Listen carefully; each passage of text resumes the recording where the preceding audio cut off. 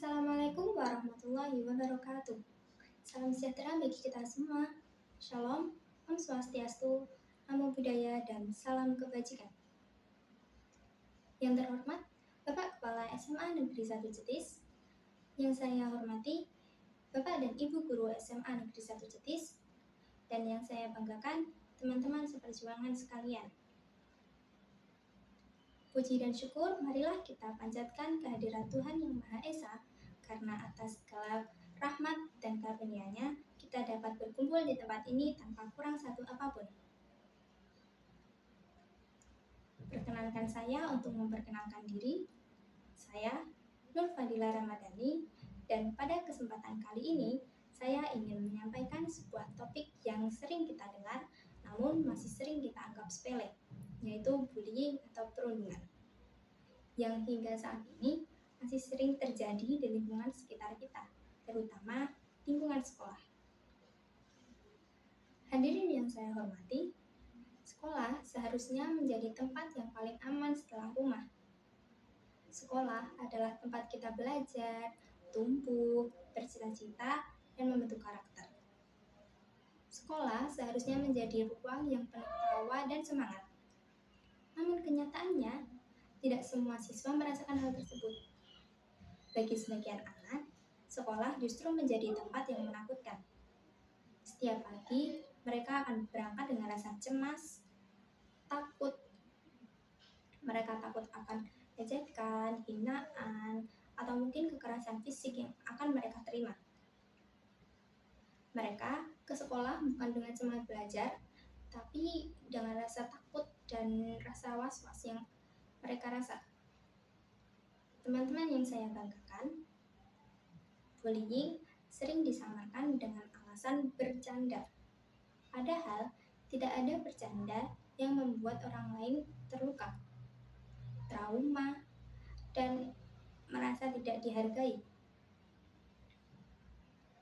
Mari kita pahami apa itu bullying.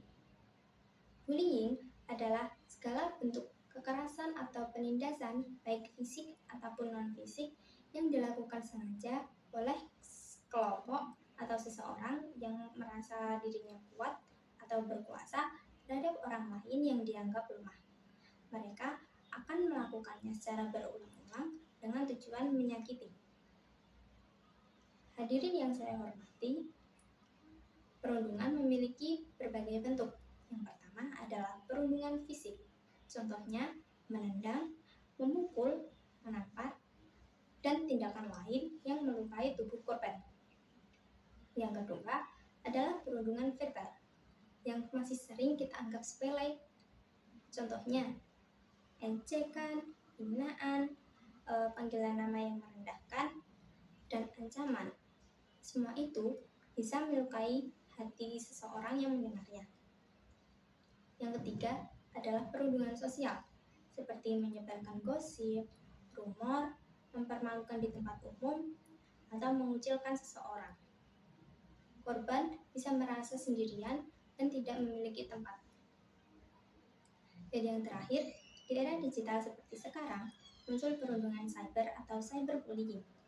Melalui media sosial, pesan singkat, seseorang bisa dihujat, difitnah, bahkan diserang tanpa henti, tanpa kenal waktu dan kondisi.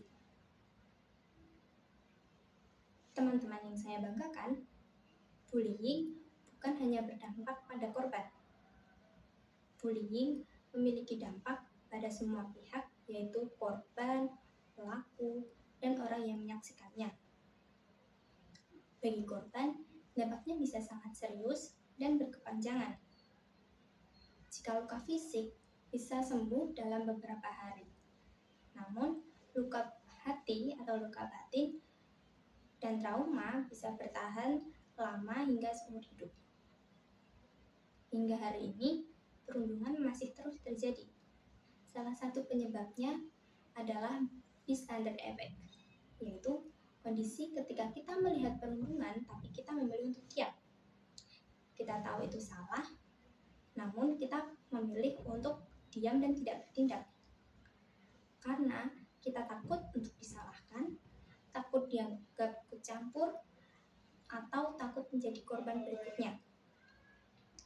Tanpa kita sadari, dengan kita diam, kita ikut memberi ruang bagi pelaku untuk terus melakukan perundungan itu.